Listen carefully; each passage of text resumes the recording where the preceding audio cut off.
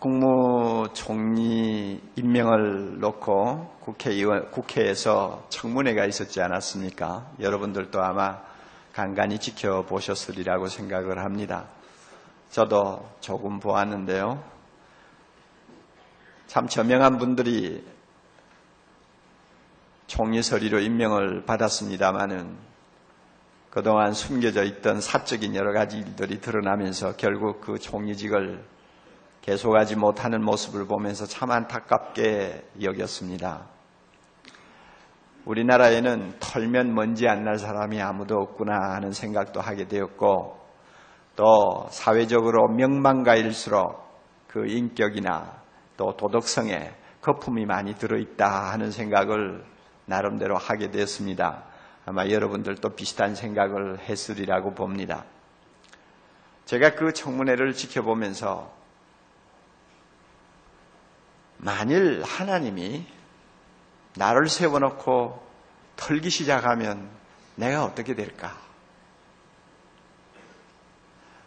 사탄은 옆에 와가지고 그동안 숨겨져 있던 남이 모르던 죄들을 막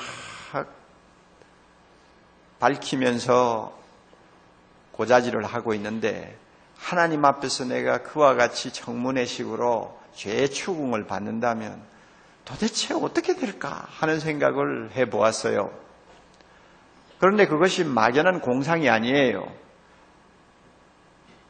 이 세상 끝날에 하나님이 심판하실 때는 그러한 일이 일어나게 되어 있다고 말씀하시거든요. 전 인류가 하나님 앞에서 자기 말 하나 실수한 것까지 심판받는다고 주님이 분명히 이야기했거든요. 거룩하신 하나님 앞에는 1.1핵이라도 숨길 수가 없고 모든 것이 다 드러나게 되어 있다고 이야기했습니다. 그게 바로 청문회 아니요, 천국 청문회인데, 그런 자리에 내가 서 있다고 하면 나는 도대체 어떻게 될까? 그런 일은 없죠. 왜냐하면 예수 믿으니까 괜히 쓸데없는 걱정이지. 그러나 우리 주변에 있는 많은 사람들 한번 생각해 보세요. 예수 안 믿고 아직도 이 땅에서 하나님이 누군지도 모르고 사는 사람들, 결국은 그런 자리에 설 텐데 어떻게 견딜까? 그 죄를 어떻게 다 변명하며 나설까? 토지 투기를 했다느니 위장 전업을 했다느니 하는 그 정도 가지고 해결될 문제가 아니죠. 그 정도 가지고 끝날 문제도 아니죠. 5만 가지 죄가 다 노출될 텐데 어떻게 견디겠어? 제가 청문회를 보면서 참 대단하겠다. 그런 상황이 벌어지면 제 정신을 차릴 사람이 아무도 없겠다는 생각을 했어요. 하나님께서는 인류 가운데서 얼마를 선택하셔서 자기의 영광스러운 아들로 삼으시기로 작정했습니다. 그래서 하늘에 속한 모든 신령한 복을 아들 되는 우리에게 다 주시기로 계획을 하셨거든요. 그리고 우리를 아들로 삼으시되 거룩하고 온전한 하나님처럼 흠과 티가 없는 아들로 삼으시기로 하나님이 계획을 하시고 우리를 부르셨어요. 그런데 이 일을 이루기 위해서 제일 먼저 넘어야 될 장벽이 하나 있습니다. 이것이 죄라는 문제입니다. 죄의 문제입니다. 죄 문제를 해결하지 않고는 절대로 어떤 사람을 아들로 삼을 수도 없을 뿐만 아니라, 아들로 삼았다고 해도 하나님과의 진정한 부자와의 관계를 유지할 수가 없어요. 그러므로 죄 문제는 반드시 처리를 해야 되고 완전하게 처리를 해야 되는 것이 하나님의 입장에서 제일 중요한 문제였습니다. 우리가 잘 아는 대로 아담이 하나님 앞에 불순종함으로써 그 뒤를 따라 이 세상에 태어난 전 인류가 타락했습니다. 하나님의 아들이 될 자격을 완전히 상실해버린 것입니다. 하나님께서는 인간을 처음에 만드실 때에, 인간을 처음으로 만드실 때 자유로운 도덕적 주체자로 만드셨습니다. 말을 좀 바꾸면요, 자유스럽게 독자적으로 선과 악을 선택할 수 있는 존재로 만드셨다 그 말입니다. 우리에게 그런 자유의지를 주셨어요. 그러므로 내가 하나님의 뜻에 순종할 수도 있고 하나님의 뜻을 거역할 수도 있는 것입니다. 선을 행하기로 작정할 수도 있고 악을 행하기로 작정할 수도 있는 자유가 나에게 주어져 있었습니다. 하나님은 우리를 그렇게 만드셨어요. 어린 자녀가 지금 서너 살 될 때까지는 어머니가 매일 방에 들어가서 방을 청소해주고 정리를 해주지 않습니까? 그러다가 학교 들어갈 나이쯤 되면은 어머니가 아이를 불러놓고 이제 너 학교 들어가지 않니? 이제는 네 방 청소 네가 해야 돼. 알겠니? 지금까지는 엄마가 해주었지만 이제는 네가 해야 돼.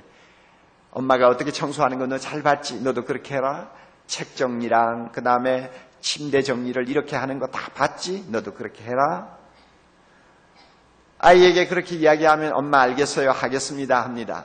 그런데 엄마가 아이에게 시킬 때는 아이가 자유의지를 가지고 엄마 말을 순종할 수도 있고 거역할 수도 있다는 것을 전제하고 일을 시키는 것입니다. 어떤 날은 애가 엄마 시키는 대로 방 청소도 잘해놓고 모든 것을 깨끗이 정리해 놓았습니다. 그러나 어느 날은 들어가 보면은 막 엉망으로 흩어놓고 청소도 안 하고 그냥 가버리는 때도 있어요. 그러면 엄마는 벌써 애가 이럴 수도 있고 저럴 수도 있다는 것을 내다보고 애에게 시킨 거 아닙니까? 왜냐하면 아이는 자유의지를 가진 인격이니까. 하나님이 우리를 처음에 창조하실 때 그렇게 만드셨어요. 그런데 불행하게도 우리의 조상 아담은 하나님께 순종하는 편을 택하지 않고 하나님을 거역하는 쪽으로 그의 자유의지를 사용했습니다. 그 결과 모든 인류가 그와 함께 타락해버렸습니다. 타락했다는 말은 하나님께 순종할 수 있는 의지는 아주 약해져 버리고 하나님을 거역할 수 있는 의지는 강해졌다는 이야기입니다. 이것이 타락입니다. 그래서 결국 우리 인류가 비참한 운명을 겪게 되었는데 그 결과 어떻게 됐습니까? 여러분 에베소 2장을 잠깐 좀 보실까요? 2장 1절 우리는 아담을 따라서 허물과 죄로 이미 타락해버린 자들입니다. 죽어버린 자들입니다. 그 결과 나타난 것이 어떻습니까? 우리는 공중의 권세 잡은 자를 쫓아가는 사람이 되어버렸습니다. 선을 행할 의지는 기능을 못하고 악을 행할 기능만 살아남아가지고 공중의 권세 잡은 사탄이 시키는 대로 따라가는 존재가 되어버렸어요. 사탄은 우리를 어떻게 유혹합니까? 3절 전에는 우리도 다 그 가운데서 우리의 육체의 욕심을 따라 지내며 육체와 마음에 원하는 것을 하여 다른 이들과 같이 본일상 진노의 자녀였더니 사탄은 우리의 육체의 정욕을 자극합니다. 그래서 뭐든지 그저 내 욕심대로 행하도록 만들어 놓았습니다. 그렇게 함으로써 하나님을 거역하고 하나님을 순종하지 못하게 한 것이 사탄입니다. 우리가 바로 이런 상황에 빠졌어요. 다시 이 말을 좀 바꾸면요. 우리는 나라는 것을, 나라는 자아를 가장 우선시하고 중요시 여기는 존재가 되어버렸습니다. 제일 좋은 자리에 나를 앉히려고 합니다. 제일 앞자리에 나를 항상 들고 나옵니다. 제일 높은 자리에 나를 항상 세우려고 합니다. 그래서 나 자신이 우상이 되어버렸어요. 내가 하나님이 되었어요. 그래서 내가 원하는 대로 무엇이든지 하려고 해요. 나를 기쁘게 하는 일이 삶에 있어서 가장 소중한 목표가 되어버렸어요. 누가 이렇게 시키느냐? 사탄이 우리를 그렇게 하도록 유혹하는 것입니다. 이런 상황에 빠진 것이 바로 타락인데요. 이렇게 타락을 함으로써 우리 자신이 하나님 앞에 피할 수 없는 죄인이 되어버렸습니다. 여러분 이 사실을 부인할 사람이 이 가운데는 아무도 없을 거예요. 그러나 예수 안 믿는 밖에 있는 사람들에게 가서 물어도 그들은 대답할 말이 없을 거예요. 왜냐하면 가장 중요한 자리에 자기를 앉혀놓고 살지 않아요. 가장 사랑하는 존재가 자기 자신 아니요. 그것이 벌써 하나님을 거역하는 죄라는 것을 사람들이 모르고 있기 때문에 심각하게 여기지 않는 것이지 실제로는 그것은 하나님을 거역하고 하나님을 반역하는 우상숭배의 죄거든요. 우리 모두가 이런 자리에 떨어져 버렸습니다. 그 결과 우리 인간은 존재론적 딜레마에 빠졌습니다. 존재론적 딜레마에 빠졌어요. 존재론적 딜레마가 무엇인가를 가장 선명하게 또 아주 지혜롭게 표현한 사람은 역시 C.S. 루이스라고 저는 생각을 합니다. 그 사람의 말을 좀 풀어서 제가 말씀을 드리죠. 하나님은 절대 선입니다. 하나님에게는 악이 없습니다. 믿습니까? 절대 선입니다. 만일 절대 선이신 하나님이 이 우주를 다스리지 않는다면 우리는 아무리 노력하고 애를 써도 소망이 없습니다. 절대 악인 사탄이 다스린다고 하면 생각해 보세요. 거기에 무슨 소망이 있겠어요? 그러므로 절대 선이신 하나님이 반드시 이 우주를 다스려야 합니다. 그런데 절대 선이신 하나님이 우주를 다스린다고 하면 어떻게 되느냐? 우리는 하나님의 선하심의 원수가 되어버립니다. 왜 그런가 하면 우리는 죄인이고 날마다 죄를 범하고 살기 때문에 가만히 있어도 절대 선이신 하나님에게 원수가 되고 대적이 되는 것입니다. 따라서 자연적으로 우리는 하나님과 함께 거할 수도 없고 하나님과 함께 더불어 살 수도 없고 하나님 없이도 살 수 없는 아주 묘한 존재가 되어버렸습니다. 절대 선이신 하나님과 절대 선이신 하나님이 없이 살 수도 없고 절대 선이신 하나님과 더불어 살 수도 없는 이상한 존재가 되어버렸다는 말입니다.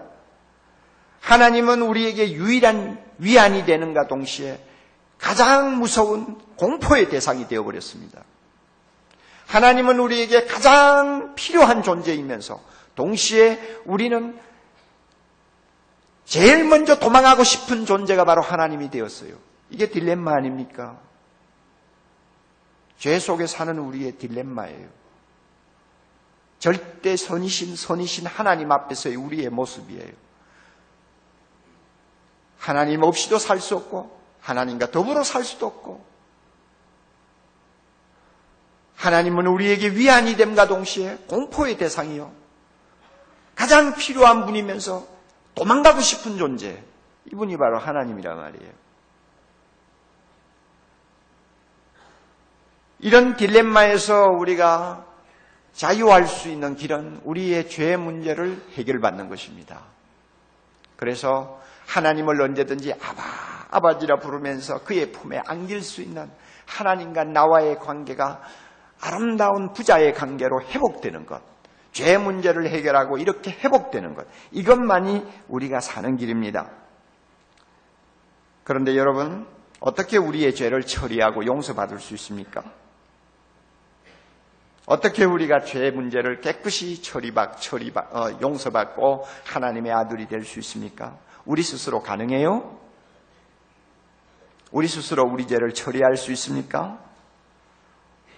심각한 문제는 우리가 아무리 노력하고 애써도 안 된다는 것입니다. 우리 힘으로 우리 죄를 다룰 수가 없어요. 남보다도 선하게 살아도 소용없습니다. 고행을 하고 수도를 해도 소용이 없습니다. 우리 손발을 묶어놓고 죄를 하나도 범하지 않는다고 해도 해결책이 나오지 않습니다. 우리 스스로는 우리 죄를 처리하지 못합니다.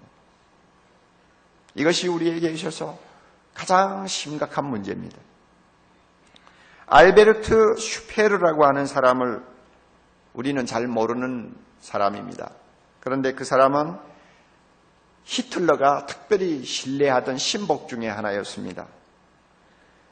그는 당시 2차 대전을 치룰 때 독일군이 승리할 수 있도록 독일에 있는 모든 공장을 100% 가동시키는데 천재적인 지혜를 발휘했던 공학자였습니다. 전쟁이 끝나고 나서 전범 24명이 재판을 받았는데요. 그 가운데 이 슈페르도 들어있었습니다. 다른 전범들은 전부 자기 죄를 부인했습니다. 나에게는 죄가 없다고, 난 시킨 대로 했을 뿐이라고 전부 거절을 했는데 24명 중에 이 슈페르 하나만 자기의 죄를 법정에서 인정을 했어요. 그리고는 20년 형을 언도받았습니다. 20년 동안 감옥에서 형을 살고 나왔어요. 나오자마자 그는 책을 쓰기 시작했습니다. 여러 권의 책을 썼습니다. 그래서 많은 사람에게 알려졌고 또 그 사람이 유명한 인사가 되었습니다. 또 한 권의 책을 쓴 다음 직후에 미국 ABC 방송 기자가 그와 함께 인터뷰를 한 일이 있습니다. 기자가 이렇게 물었어요. 슈페르 씨, 당신이 초창기에 쓴 책을 보면 이런 말이 있던데요. 나의 죄는 절대로 용서받을 수도 없고 용서받아서도 안 된다. 이렇게 말한 일이 있는데 지금도 그 생각이 변함이 없습니까? 슈페르가 아주 슬픈 기색을 띠면서 대답을 했습니다. 나는 내 죄값을 치르느라고 20년 형무소 생활을 했습니다. 그리고 나는 그 죄값을 다 치르고 석방이 되었습니다. 나는 사실 자유인입니다. 그러나 내 마음에는 똑같은 생각을 하고 있습니다. 내가 범한 죄는 절대 용서받을 수 없다고. 그리고 용서받아서도 안 되는 죄라고. 저는 그렇게 생각합니다. 2차 대전 때 희생당한 수백만의 사람들을 생각하면 내 죄는 용서받을 수 없습니다. 그는 그렇게 대답을 했습니다. 그가 형무소에서 나오고 나서 수십 년 동안 자신의 범죄에 대해 철저하게 책임을 지려고 노력을 했습니다. 그리고 처절하게 참회의 길을 찾고 있었지만 그는 자기의 죄책감에서 자유할 수가 없었습니다. 자기 힘으로는 자기의 그 죄책감을 떨쳐버릴 수가 없었어요. 무섭고 잔인한 죄책감에 시달리다가 그는 인터뷰를 끝내고 며칠 지나지 않아서 세상을 떠나고 말았습니다. 사람이 스스로 자기 죄에서 빠져나올 수 있어요. 죄를 범한 다음에 양심에 남아있는 죄책감을 누르고 자기가 자유할 수 있습니까? 우리에게 그런 능력이 있나요? 여러분 죄 범한 일이 있죠? 과거에 죄 범한 거 아직도 기억에 남아있죠? 여러분 남에게 말할 수 없는 숨은 어떤 비밀이 있죠? 하나님 앞에는 용서받았을지 모르지만 항상 마음에 남아있을 수 있습니다. 여러분 그런 것을 내 스스로 다 처리하고 기억에서 사라졌다고 해서 내가 자유할 수 있습니까? 못하는 거예요. 죄는 나에게 범하는 거 아니에요. 죄는 이웃에게 범하는 거 아니에요. 죄는 하나님에게 범하는 겁니다. 그러므로 하나님과 관계없이 내 스스로 독립적으로 내가 내 죄 문제를 처리할 수 있느냐? 아무도 그렇게 못한다고 말이에요. 슈페르처럼 결국은 자기 죄책감을 안고 씨름하다가 인생을 하직하는 것이 우리의 운명이에요. 하나님의 입장에서도 우리의 죄를 깨끗이 용서하는 것은 쉬운 일이 아니었습니다. 하나님은 전지하시고 전능하신 분이지만 우리의 죄 문제를 용서하는 것은 단순하게 다룰 수가 없었습니다. 천지 만물을 창조하실 때는 하나님이 쉽게 하셨어요. 천지 만물 무엇으로 창조하셨어요? 여기 앞에 앉아 계시는 분들은 성경 잘 아시는 집사님이니까 따로 앉혀서 헌금위원으로 세워놨잖아요. 한번 대답해 보세요. 하나님께서 천지 만물을 무엇으로 창조하셨어요? 말씀으로 창조하셨어요. 빛이 있으라 한마디 하니까 빛이 창조되었어요. 하나님 보시기에 아름다웠어요. 물과 물이 나누어지고 육지가 드러나라 한마디 하시니까 육지가 드러났어요. 하나님 보시기에 아름다웠어요. 모든 자연 만물이 하나님의 말씀 한마디로 다 창조되었습니다. 여러분 얼굴 표정 보니까 믿지를 않는 것 같아요. 아직도 진화론이 머릿속에서 돌고 있나요? 여러분 진화론이 머릿속에서 아직도 떠나지 않으면 여러분은 과학적으로도 좀 이제는 뒤떨어진 사람입니다. 이제는 진화론 믿지 않아요. 엉터리라는 것이 지금 쏙쏙들이 드러나고 있기 때문에 이제 진화론에 매달리는 그런 바보 같은 짓은 안 하는 것이 좋아요. 하나님이 말씀으로 천지를 창조하셨어요. 얼마나 쉬워요. 그런데 인간의 죄를 다루는 문제는 하나님이 말씀 한마디 가지고 안 된다는 거예요. 죄가 없어져라, 내가 용서하노라. 그래가지고 된 일이 아니라고 말이에요. 왜 그런지 아세요? 죄는 인간이 범했습니다. 그러면 인간 당사자가 그 죄를 책임져야 돼요. 하나님은 사람이 아니에요. 그렇기 때문에 자기가 어떻게 할 수가 없는 거예요. 피 흘림이 없이는 죄 사함이 없느니라고 하나님이 사죄의 원칙을 정해놨습니다. 그것도 죄인의 피가 아니요 짐승의 피가 아닙니다. 의인의 피가 있어야 됩니다. 그런데 하나님은 신이신데 자기가 어떻게 피를 흘립니까? 죄를 범한 사람은 무한하신 하나님의 존재를 거역하는 것입니다. 그러므로 그 죄값도 무한한 것입니다. 무한한 죄값을 치루어야 돼요. 하나님이 어떻게 무한한 죄값을 거룩하신 분이 짊어질 수 있습니까? 안 되는 거예요. 그러므로 죄 문제를 처리해주고 싶어도, 우리의 죄를 용서해주고 싶어도 하나님 편에서도 어려운 문제였다는 것입니다.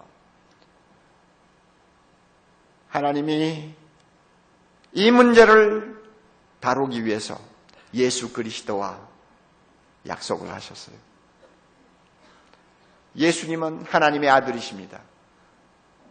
하나님의 아들 된 그분이 사람의 몸을 입고 이 세상에 오셔서 우리의 죄를 담당해 주시기로 하나님 아버지와 약속하셨습니다. 그렇게 해서 예수님이 세상에 오신 것입니다. 자, 여러분 오늘 읽은 본문 1장 7절을 우리 다 같이 읽어봅니다.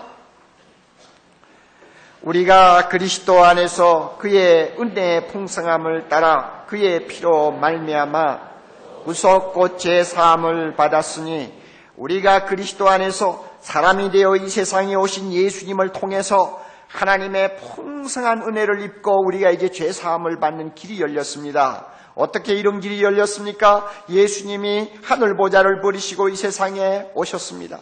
인간의 몸을 입고 오셨습니다. 종의 몸을 입고 오셨습니다. 죄인의 몸을 입고 오셨습니다. 그리고 그가 우리 죄를 담당하기 위하여 십자가에서 피 흘려 주셨습니다. 의로운 피입니다. 거룩한 피입니다. 그 피를 방울방울 흘려주시어서 우리의 죄를 씻어주시기로 작정하셨습니다. 십자가의 죽으심은 단순히 피를 흘리는 의미만을 갖는 것이 아니었습니다. 십자가의 죽음은 우리의 죄의 대가라고 할 수 있는 영원한 형벌을 받는 곳이었습니다. 죄의 값은 사망입니다. 영원한 죽음입니다. 영원한 심판입니다. 영원한 하나님의 진노입니다. 그것을 예수님이 십자가에서 대신 받으시기 위하여 죽으셨습니다.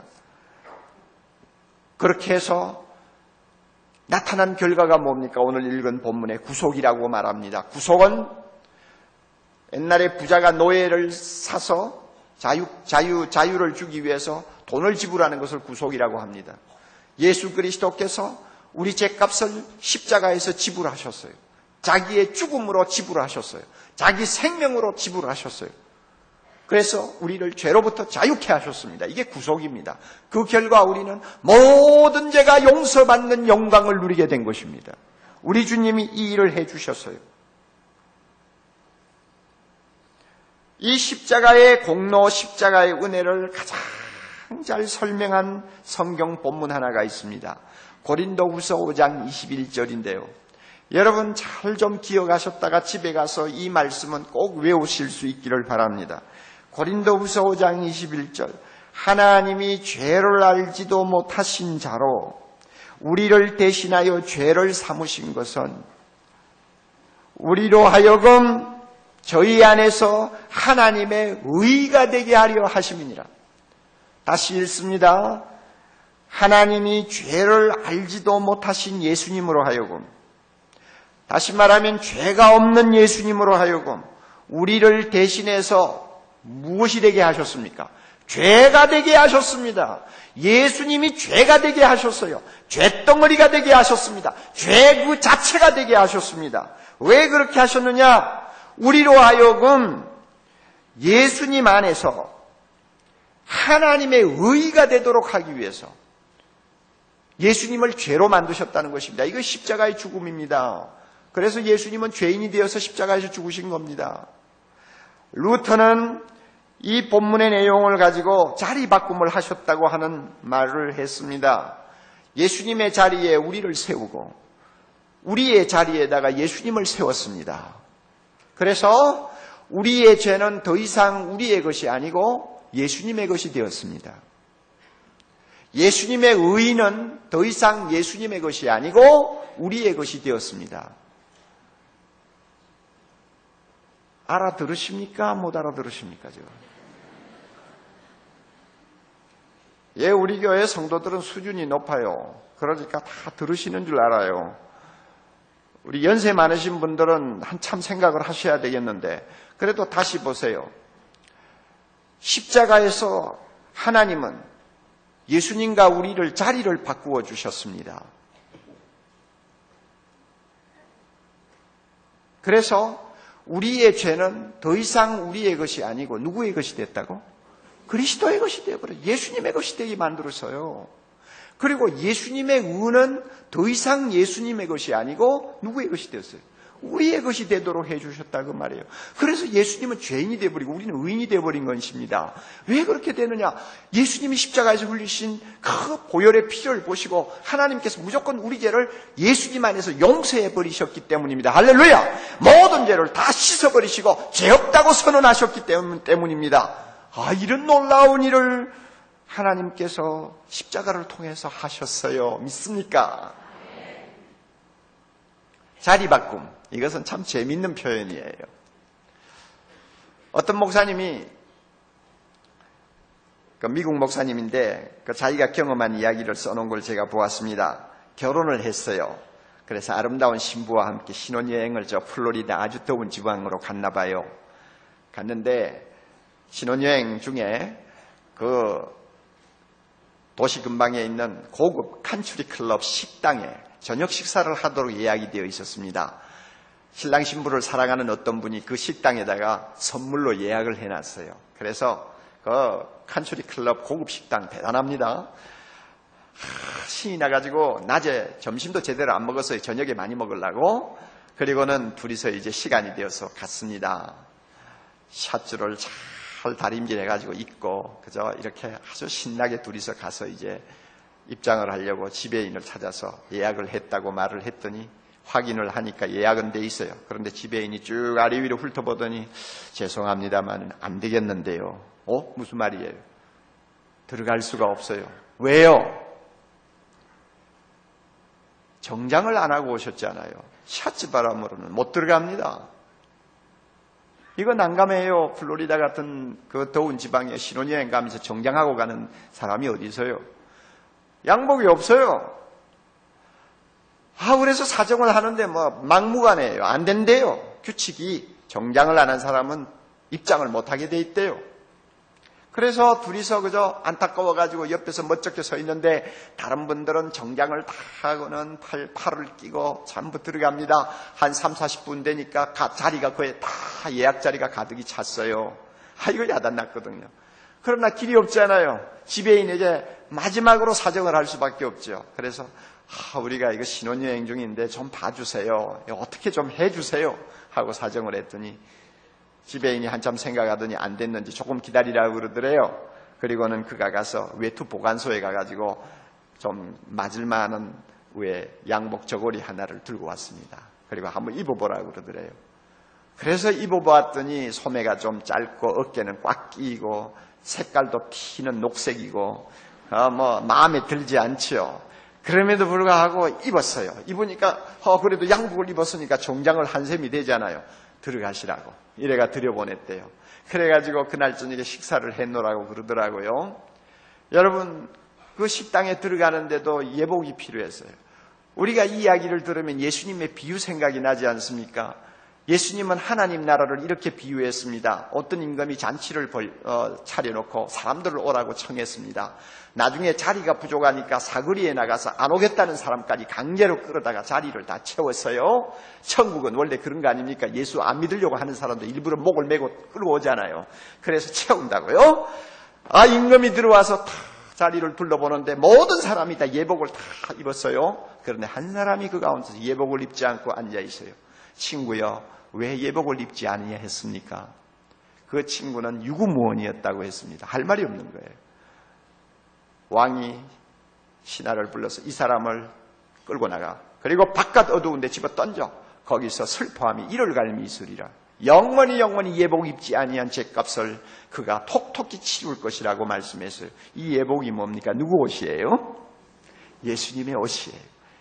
죄 없는 예수님의 깨끗한 의의 옷을 우리에게 입혀주셨어요. 언제? 우리가 예수 믿는 순간에 예수님 앞에 우리가 죄인이라고 고백하는 순간에 우리의 모든 죄를 다 씻으시고 우리의 죄의 옷을 벗겨가지고 예수님에게 돌리시고 하나님은 예수님의 의의 옷을 우리에게 입혀주셨다는 것입니다.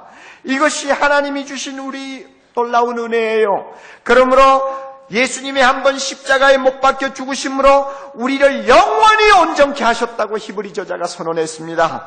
다시는 하나님이 우리의 죄와 불법을 기억지 못하신다고 선언했습니다. 뿐만 아니라 로마서 8장에 가면 하나님이 우리의 죄를 다 용서하셨기 때문에 아무도 우리를 정죄하지 못한다고 말씀하셨습니다.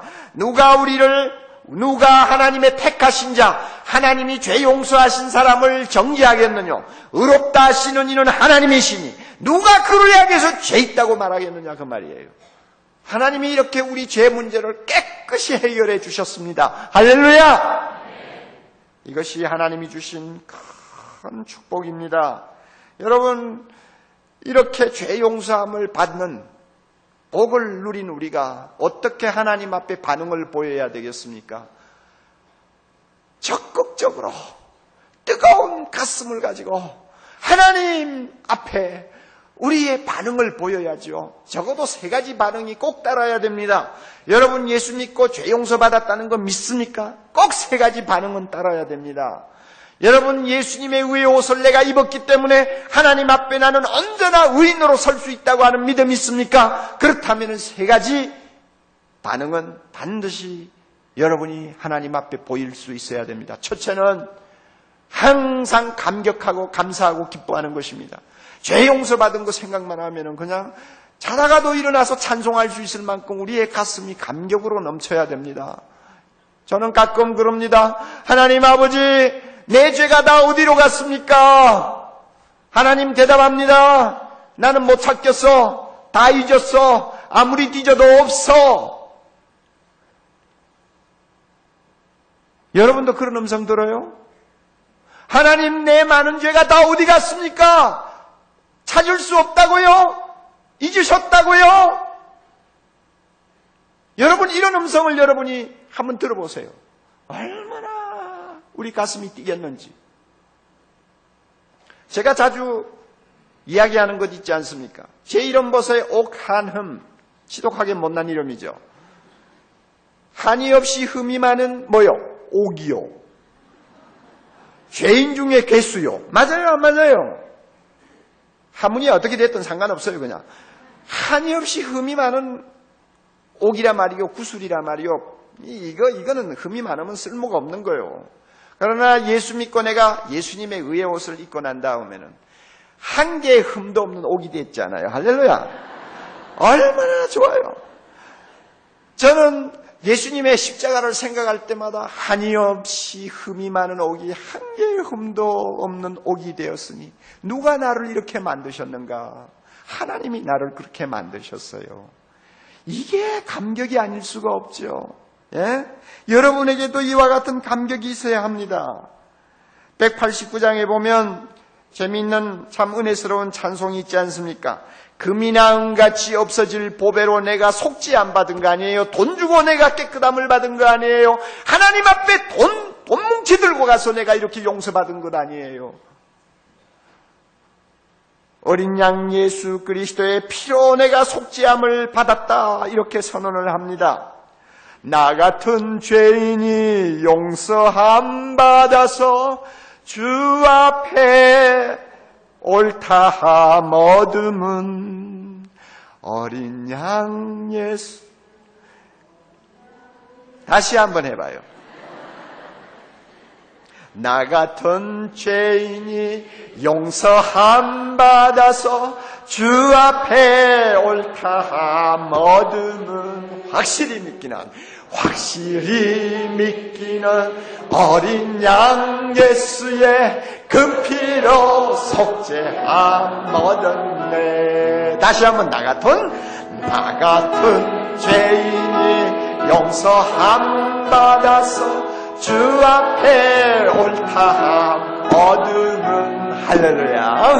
확실히 믿기는 어린 양 예수의 그 피로 속죄 한 번은 내 죄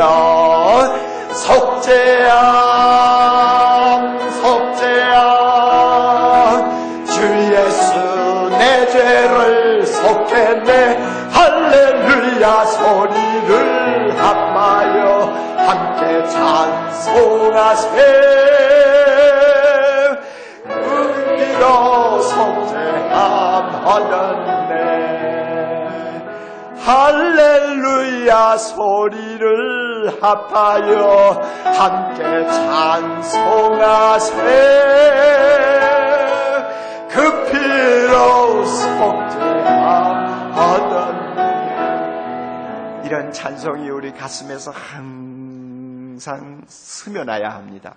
어떤 때는 슬픈 때도 있죠. 어떤 때는 이런 용서받은 기쁨을 쌍그리 다 빼앗길 때도 있죠. 어떤 때는 이 세상 일들이 너무너무 힘들어서 하나님이 나를 용서해 주셨다는 것이 하나도 기쁜 소식으로 들려지지 아니할 때도 있죠. 그러나 이것은 잠깐 우리가 겪는 육신적인 고통이에요.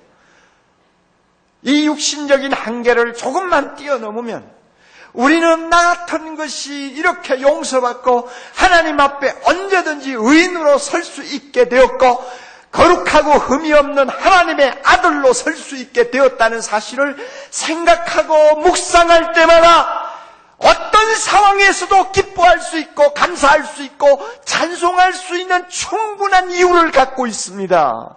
이 은혜를 우리가 회복해야 돼요. 예수 믿지 않고 계시는 형제자매들 있나요? 여러분 하나님 앞에 가서 청문회 한번 받아보실래요? 그 자리에서 어떻게 살아남겠어요? 지옥으로 가라고 안 해도 자진해서 달려갈 수밖에 없을 만큼 여러분은 살지 못합니다. 심장이 떨려서 심장이 터져서 견디지를 못할 거예요. 그러나 예수 믿으세요. 예수 믿으면 예수님께서 십자가에 피 흘려주신 공로로 예수님의 의의가 여러분의 의의가 됩니다. 그래서 우리가 하나님 앞에 죄 없는 아들로 변하는 것입니다. 이 영광스러운 축복을 우리에게 주셨어요. 하나님이 우리를 이처럼 용서하지 아니하면 당신이 범한 간음죄에서 어떻게 벗어나겠어? 하나님이 우리를 이렇게 용서해 주시지 않는다면 당신이 지금까지 범한 거짓말죄에서 어떻게 벗어나겠어? 남을 해치고 많은 사람에게 손해를 끼쳐 숱한 고통을 겪게 한 그 무서운 죄로부터 여러분 그 죄책감에서 무슨 죄로 자유함을 얻겠느냐 그 말이에요. 남이 모르는 숨은 죄들이 우리에게 다 있어요. 내 스스로 그 죄에서 어떻게 자유함을 얻을 수 있어요? 누가 그 죄에 대한 대가를 대신 지불하겠어요? 없어요. 아무도 없어요. 오직 예수 그리스도만이 하실 수 있는 일이에요. 그 일을 주님이 해주셨어요. 그리고 예수님의 십자가의 죽음을 보시고 하나님은 나를 죄 없는 자로 받으셨어요. 이것이 기독교의 복음입니다. 이것을 생각할 때마다 가슴에 기쁨이 차오르지 않는다면 그 사람 안 믿는 사람이든지 아직 무엇인지 잘 모르는 사람일 거예요. 한때는 이런 놀라운 감격과 기쁨을 알고 있었으면서도 때가 지나서 다 쏟아버린 사람이 있으면 주님 앞에 기도하세요. 이거는 쏟아서는 안 되는 은혜입니다. 죽을 때까지 잊어서는 안 되는 은혜입니다. 나 같은 죄인이 용서함 받아서 하나님 앞에 옳다함 받은 이 놀라운 축복은 잊어서는 안 됩니다. 날마다 감격하고 찬송해야 될 것입니다. 이런 반응을 우리가 가져야 돼요. 이런 반응을 가지고 하나님 앞에 제사를 드려야 됩니다. 둘째는요, 하나님이 용서해 주신 거룩한 아들입니다. 죄를 범하지 않으려고 하는 의지가 필요해요. 우리 성도들 중에 가끔 보면 죄 용서받은 것은 천국 들어가기 위한 티켓으로 생각하고 있고 세상에 살면서는 그저 죄를 범해도 대수롭지 않는 것처럼 생각을 해요. 또 용서받으니까 괜찮다고 하는 생각을 하고 있어요. 아주 무서운 병이 든 사람입니다. 그런 사람은요, 저는 단적으로 이렇게 말합니다. 하나님의 용서를 아직 안 받았는지도 몰라요. 다시 말하면 예수 안 믿는지도 모른다 그 말이에요. 하나님의 용서를 받고 거룩한 하나님의 아들이 되었다고 확신하는 사람은 자기를 더럽히는 죄와 함부로 손을 잡지 않습니다. 나를 지키려고 하는 거룩한 본능이 있습니다. 우리 모두가 용서함을 받았다고 믿으면 죄를 멀리하고 거룩하게 살려고 하는 우리의 삶의 노력이 따라야 됩니다. 그러다가 어째서 잘못하면은 하나님 앞에 가서 용서받으면 되지만 고의적으로 그저 대수롭지 않게 죄와 함부로 짜가면서 살면 이것은 근본적으로 잘못된 사람이에요. 세 번째 반응입니다. 어떤 반응을 보여야 됩니까?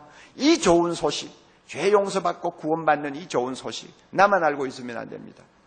너무나 좋은 소식이고 너무나 좋은 은혜고 너무나 큰 축복이기 때문에 다른 사람에게 전하려고 하는 마음이 있어야 됩니다. 세상은 죄인으로 가득합니다. 그들은 저주 아래 있습니다.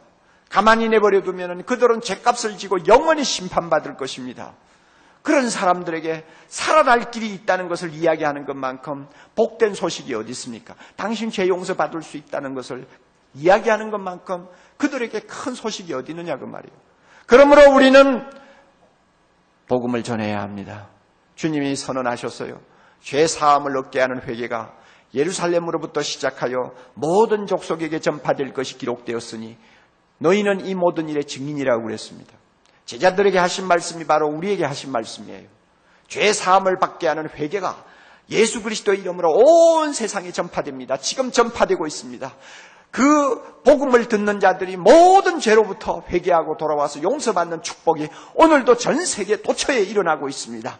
우리 주변에 아직도 용서받아야 할 사람들이 너무너무 많습니다. 하나님 앞에 두 손 들고 나와야 될 죄인들이 너무나 많습니다.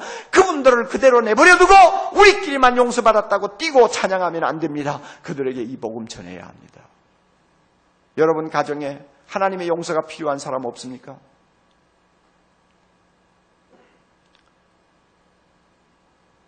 여러분이 날마다 접촉하는 사람 가운데서 하나님의 용서가 아니면 소망이 없어 보이는 사람 없습니까? 오늘 이 나라 구석구석에 보세요. 온통 죄악이 썩는 냄새가 나는 이 나라에 여러분 예수 그리스도의 이름으로 변화받아야 할 사람이 얼마나 많아요.